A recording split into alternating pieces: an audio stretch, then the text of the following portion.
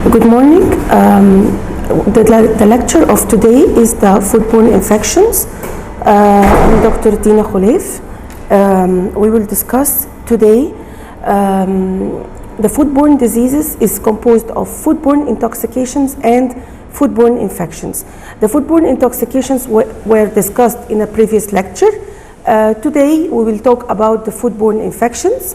The foodborne infections is composed of two types of infections, or we will talk about the bacterial infections and the viral infections. First, we will talk about the bacterial infections. We have several causative agents in foodborne infections. The salmonella can cause foodborne infections, the diarrhogenic E. coli, Shigella, Vibrio, Campylobacter, and Yersinia enterocolitica. The Shigella, the Vibrio, and the Campylobacter were discussed previously in separate lectures. Today we will talk about the Salmonella species and the diarrhogenic E. coli species as a causative agents of bacterial foodborne infections. Then, in this lecture also, we will talk about the viral infections. The causative viral agents are the rotavirus, the norovirus, the enteric strains of adenovirus, and the astroviruses. So we will talk about the bacterial infections first, the Salmonella species and the diarrhogenic E. coli. The Salmonella infection, or the Salmonella causing foodborne infections or gastroenteritis, we call it the salmonellosis. This is not the typhoid fever, this is not the paratyphoid fever. It is caused by Salmonella, but it is non-typhoidal Salmonella. This type of infection occurs worldwide, but it is more extensively reported in the North America and Europe, as they have better reporting system. And as we said, it is caused by non-typhoidal Salmonella, which means other serotypes that does not cause typhoid fever, such as Salmonella typhimurium and Salmonella enteritidis. They are normally present in domestic and wild animals, such as poultry, swine, cattle, rodents, pets, etc. And they can be also present or excreted from humans, such as patients or the carriers, the convalescent carriers. So the reservoir may be animals or maybe humans. How it is transmitted, salmonellosis? It is transmitted through the ingestion of the organisms in food derived from infected animals. Food derived from infected animals, such as the eggs, the raw undercooked eggs, the milk, contaminated water, contaminated milk, meat and meat products, poultry and poultry products, etc. Also, it can be taken or transmitted through the ingestion of the organism from food contaminated by the feces of infected animals or person. And so the person-to-person fecal oral transmission is very important, especially if the diarrhea is present. Everyone is susceptible for this infection, but the susceptibility increases in cases of low production of HCl, such as in cases of echlorhydria, antacid treatment, gastrointestinal surgery, etc., because the HCl, of course, kills the organism. Or it can be also increased, the susceptibility can be also increased in cases of depressed immunity, such as neoplastic diseases, immunosuppressive treatment, etc. So what about the pathogenesis of salmonellosis? The salmonella, it has to multiply first in the food before the ingestion. So the multiplication of the organism occur in the food before ingestion and multiplication of the intestine. And so the disease take a long incubation period from 6 to 72 hours compared to toxic food poisoning or food poisoning caused by toxins. So here the organism has to multiply first in the food before ingestion. The infection by salmonella results in inflammation of the intestine, which means neutrophilic infiltration of the mucosa, and local and systemic release of inflammatory mediators, and so this causes inflammation and tissue damage. So we have neutrophilic infiltration and release of inflammatory mediators. This will contribute in the inflammation and tissue damage, and of course this will result in disturbance of the intestinal barrier and fluid secretion and marked inflammatory response. What is the clinical picture? As we said, that the incubation period is long, from 6 to 72 hours. After the incubation period, the vomiting and the diarrhea starts. Sometimes there is fever, and the diarrhea usually settles by the 10th day. The diagnosis, of course, is by stool culture. Sometimes in immunodepressed patients, when septicemia also happens, blood culture may be positive also. The treatment is mainly by fluid replacement. The antibiotics, we can use antibiotics sometimes in immunodepressed patients and in neonates. What is the antibiotic of choice? It is the ciprofloxacin. This is the drug of choice. The convalescent carrier, sometimes we have a convalescent carrier, but the carriage usually subsides after 4 to 6 weeks. Okay. Now we finished the Salmonella species in the bacterial infection. We will talk about the diarrhogenic E. coli. We have certain E. coli species that have a preference or that cause pathogenicity in the intestine, and they cause diarrhea. So we call them the diarrhogenic E. coli. We have four types of diarrhogenic E. coli. We will talk about each and every one of them. The enteropathogenic E. coli. Number 2, the enterotoxigenic E. coli. 3, the enteroinvasive E. coli. And 4, the enterohemorrhagic E. coli. First, we will talk about the enteropathogenic E. coli.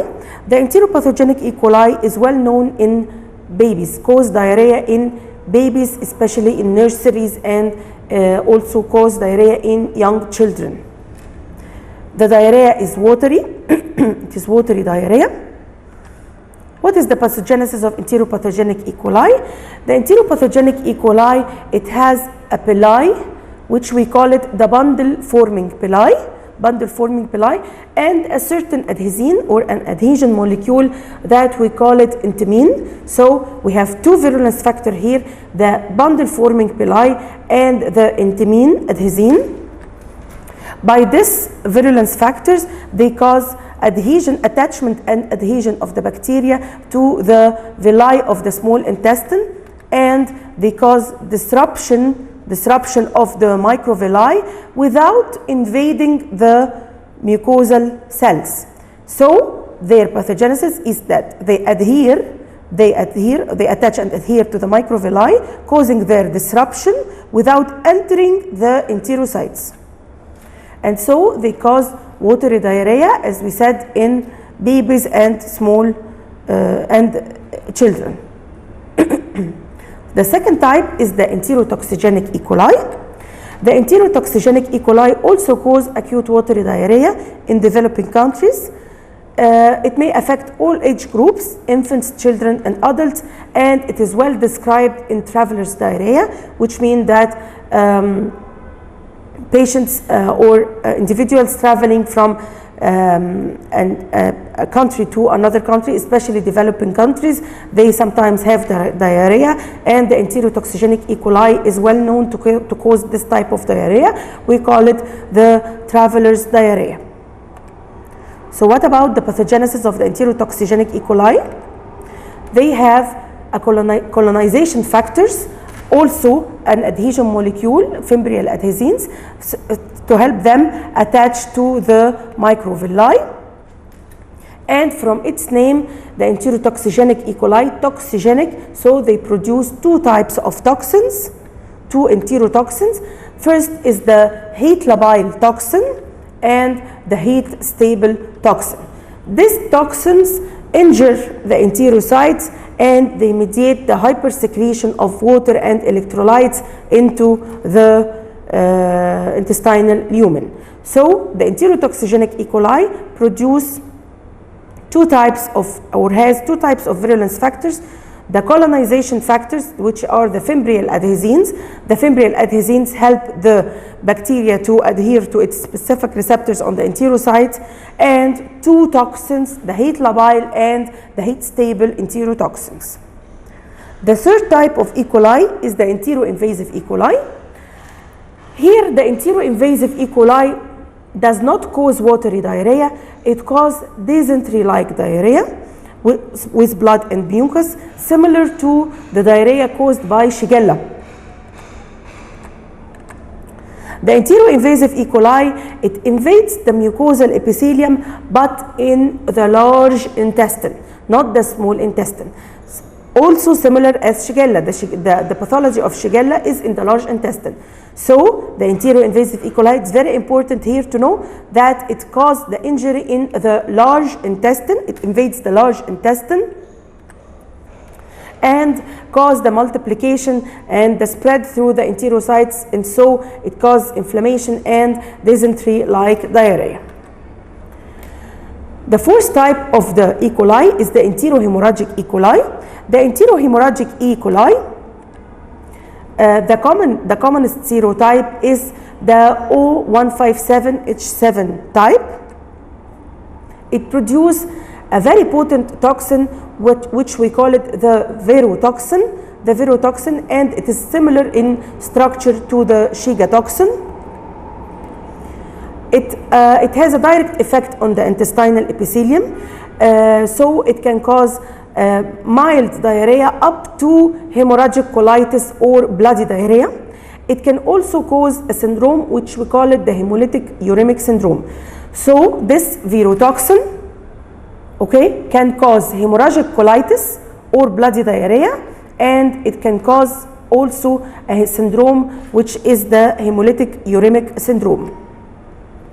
The primary target of this virotoxin, the target or the site of their infection or site of their action is the vascular endothelial cells. The virotoxin has receptors in the vascular endothelial cells, and so the pathology occur in the endothelial cells, which explains why there is hemorrhagic colitis and hemolytic uremic syndrome. Also, it injures or it has receptors on the renal epithelium. So, the virotoxin, it has a target, the vascular endothelial cells, and the epithelium in the kidney, the renal epithelium.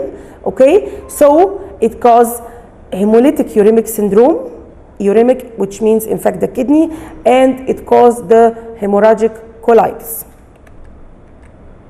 What is the mode of transmission of all diarrhogenic E. coli?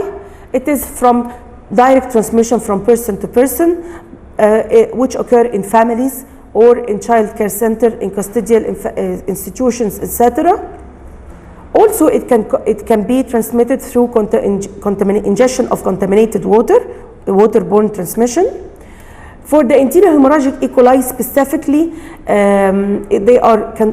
they may be transmitted by consuming beef, especially undercooked beef or undercooked burgers. It also can be transmitted through crops such as tomatoes, lettuce, etc., and from unpasteurized milk.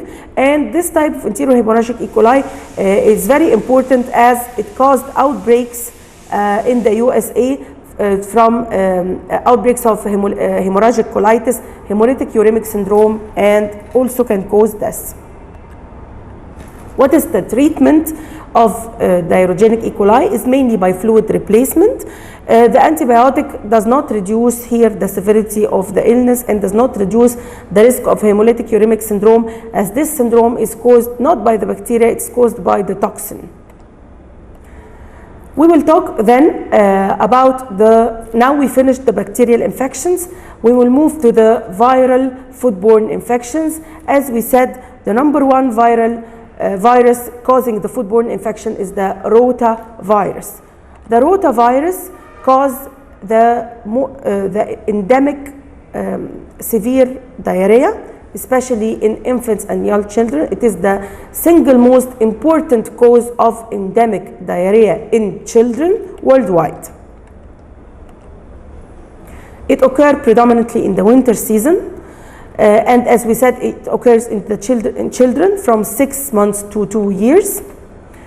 It may be fatal because it causes severe loss of electrolytes and fluids. Sometimes it occurs in older children and in adults, but here the symptoms are minor. It does not cause severe loss of electrolytes, and it is not fatal. We have 5 serotypes of rotavirus that can cause the human infection. What is the structure of the rotavirus? The rotavirus is a medium-sized virus. It has 2 concentric capsid shells. This is the number 1 capsid shell, and this is the second capsid shell. This type of virus is icosahedral, and it is non-enveloped. The genome, it is formed of RNA, double-stranded RNA, and it is segmented, which means that the RNA is in segments. How many segments? 11 segments. So the structure is very important and very characteristic of the rotavirus.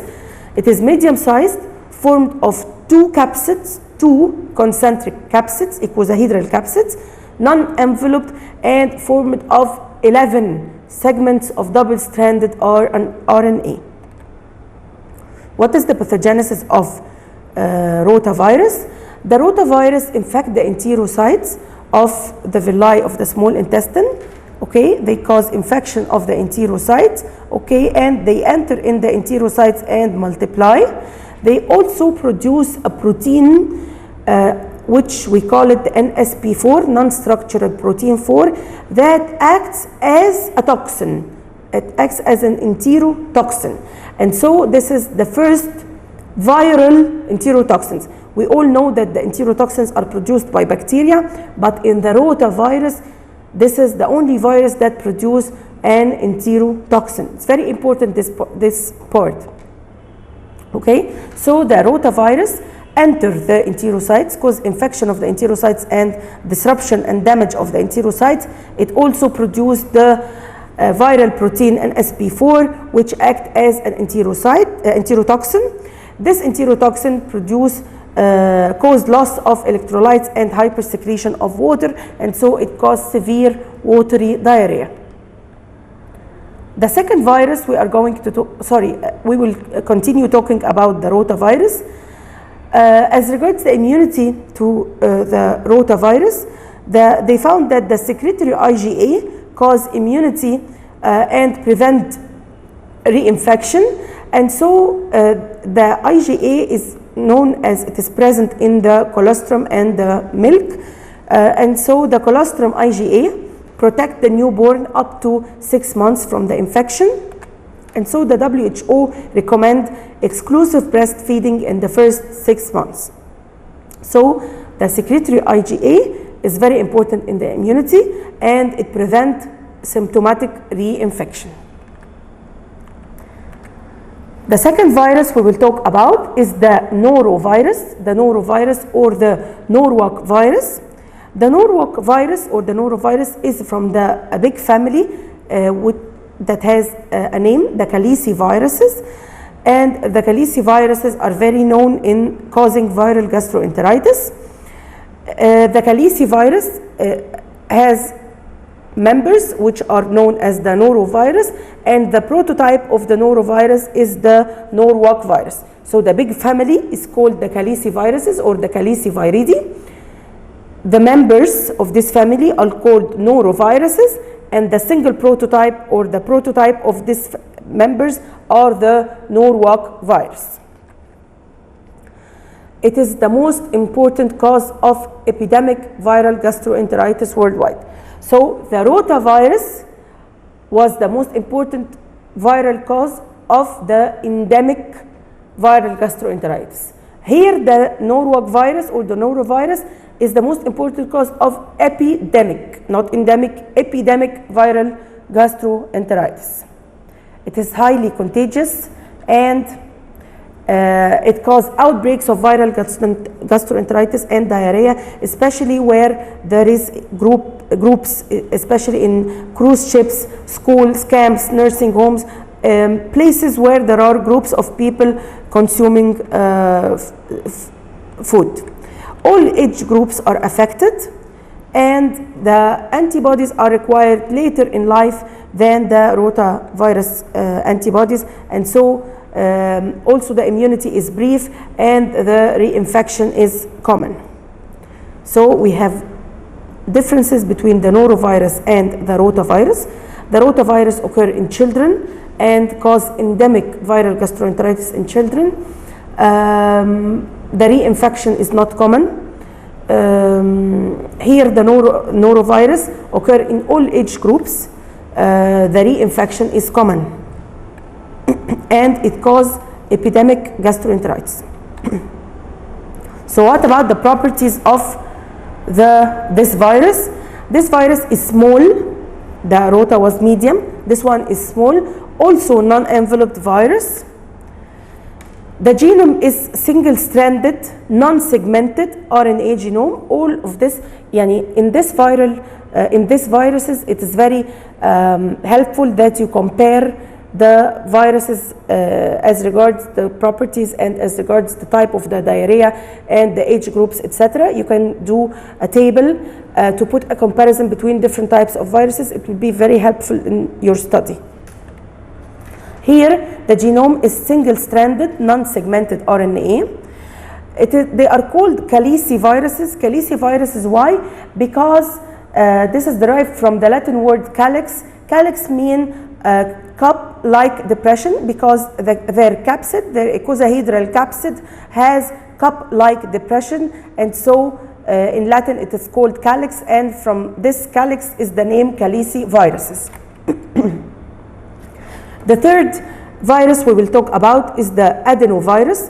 The adenovirus, it can cause respiratory tract infections, and some serotypes of the adenovirus, we call them the enteric adenovirus, can cause viral gastroenteritis. And this is the second most important viral agents, or the virus that cause endemic diarrheal illness in infants and young children worldwide. This is the second most common cause of endemic gastroenteritis in children. What was the most important cause of endemic gastroenteritis? It was the rotavirus. So we have here two viruses causing endemic gastroenteritis in infants and children. Number one is the rotavirus. Number two is the enteric serotypes of adenovirus. What is the properties of this adenovirus? It is a member of the adenoviridae family, medium-sized, such also as the rotavirus, non-enveloped also as the rotavirus and the norovirus virus, icosahedral capsid also. Here it is very important to know that the genome is not RNA, it is DNA. This is the only virus discussed in this lecture that has a DNA genome, double-stranded DNA genome. Okay, not RNA, double-stranded DNA genome. Two serotypes that cause gastroenteritis, which are the type 40 and type 41.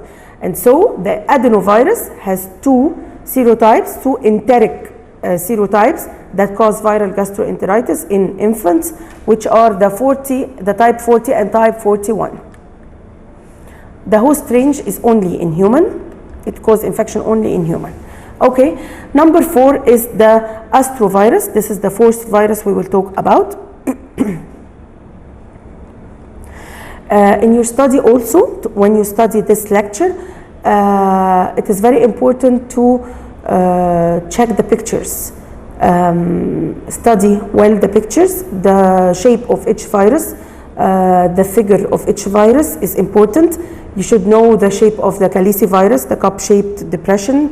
You should know the shape of the rotavirus and the segments of RNA, the norovirus virus, the adenovirus, the astroviruses. The figures here in this lecture is very important.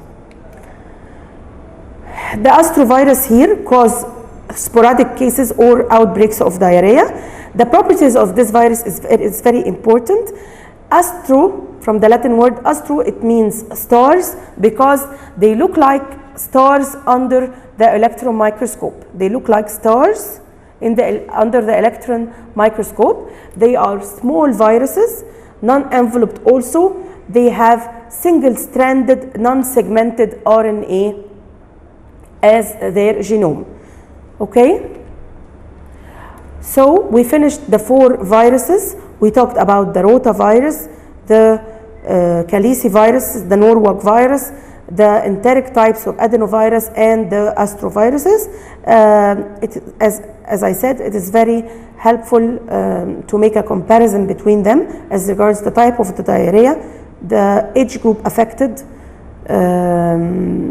the properties of the virus, the capsid, if it has a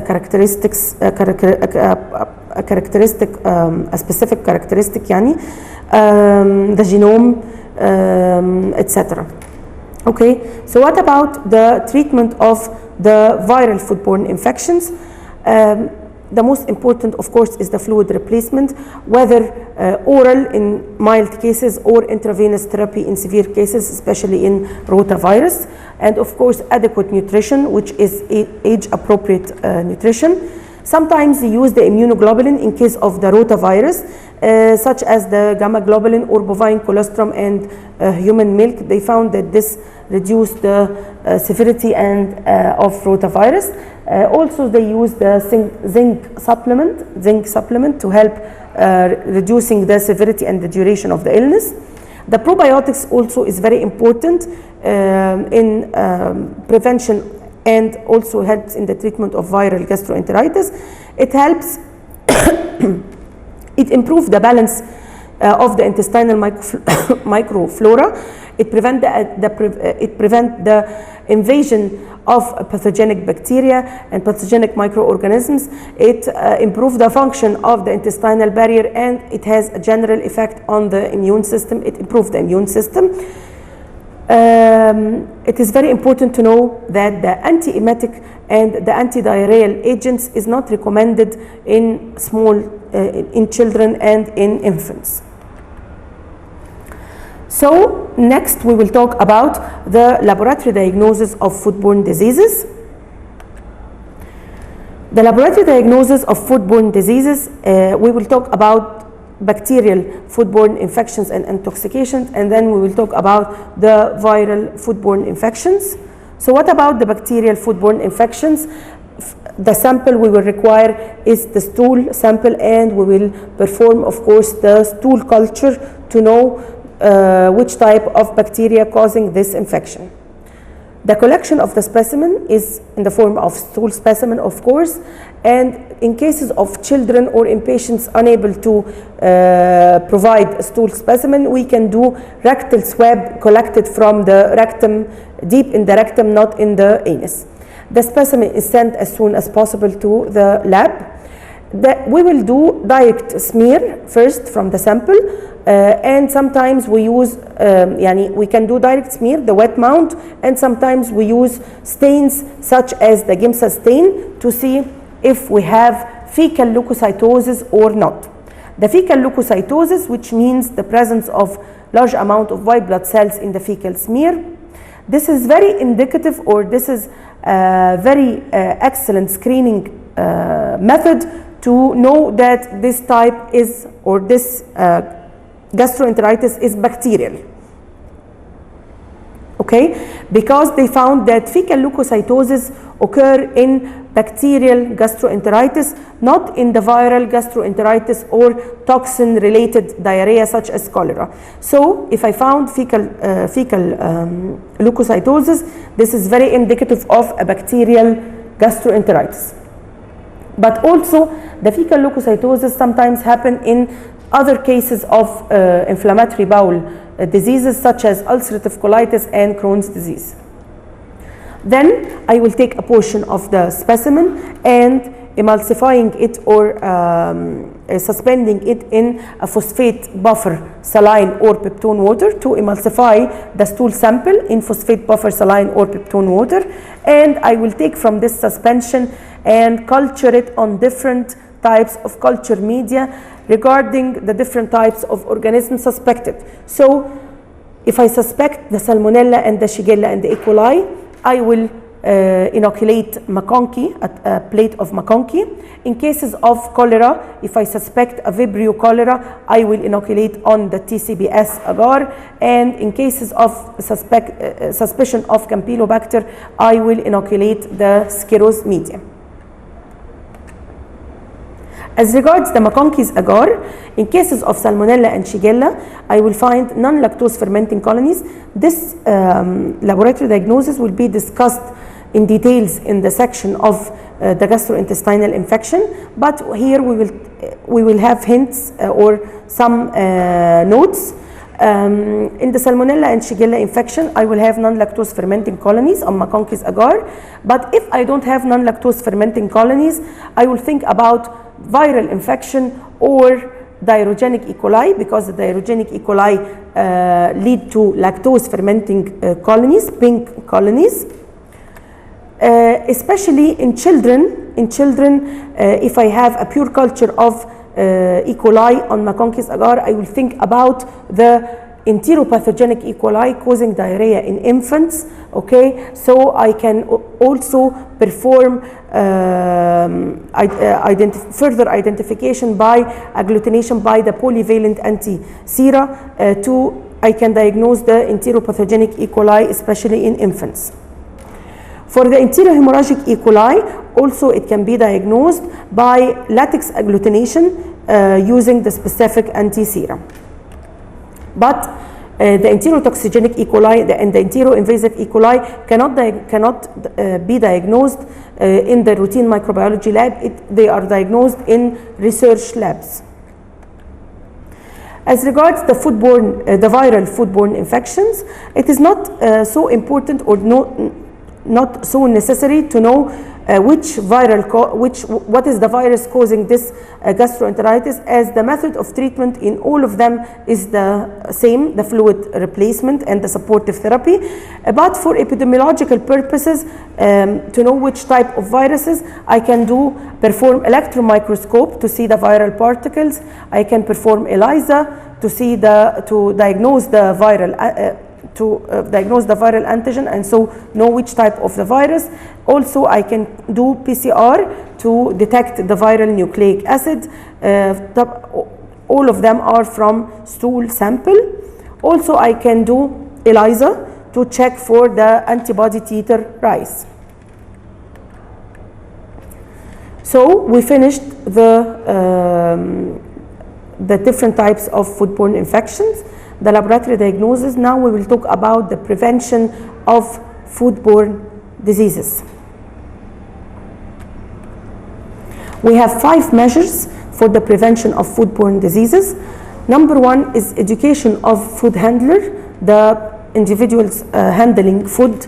Number 2, we have to temporarily exclude people from food handling, people having diarrhea or having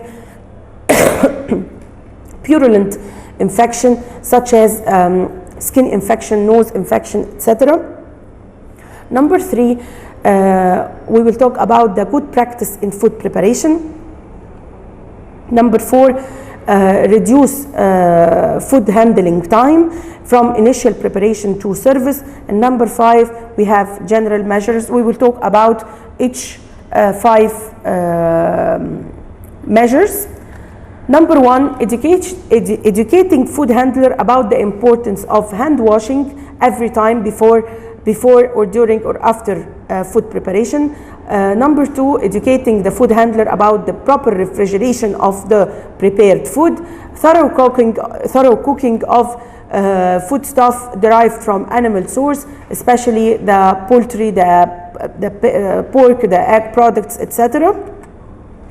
Also, I have to educate food handler about avoiding recontamination after cooking, maintaining a sanitary kitchen, and also I should educate them about the danger of working with exposed skin, nose or eye infection, so that they won't work with these lesions. Number 2, as we said, I have to temporarily exclude people having diarrhea or having infective lesions in the skin or in the nose or in the eyes, etc., from handling food. Number 3, good practice in food preparation and hygiene, especially in preservation. Of course, I have to make sure of the inactivation of the botulinum bacterial spores in heat sterilized canned products. Also, the refrigeration combined with the control of salt content prevent the formation of the toxins. I have also to manage slaughterhouses operation to minimize the contamination of meat by the animal intestinal content. Pasteurizing milk and dairy products, and irradiate beef, especially ground beef, and educate the public against consuming raw and incompletely cooked meat and eggs. We should also decrease the contamination with animal feces of food consumed with no or minimal cooking. Wash fruits and vegetables carefully. And number 4 is the reduced food handling time. From initial preparation to service, I should reduce the food handling time. Food should not remain at ambient temperature after cooking. I should refrigerate the left food promptly below 10 degrees. Then when I should reheat thoroughly and rapidly to avoid multiplication of the microorganism. So those are the measures important on how to handle the food from initial preparation to service. Other general measures, also I should know that washing the hands thoroughly and frequently, especially when having contact with the farm animals. Protect, purify, and chlorinate public water supplies, especially chlorinating swimming pools. When the safety of drinking water is doubtful, I should boil the water. Ensure adequate hygiene in child care centers and encourage frequent hand washing. Control infections among farm animals and pets. And all of this are measures to prevent the foodborne diseases. Thank you.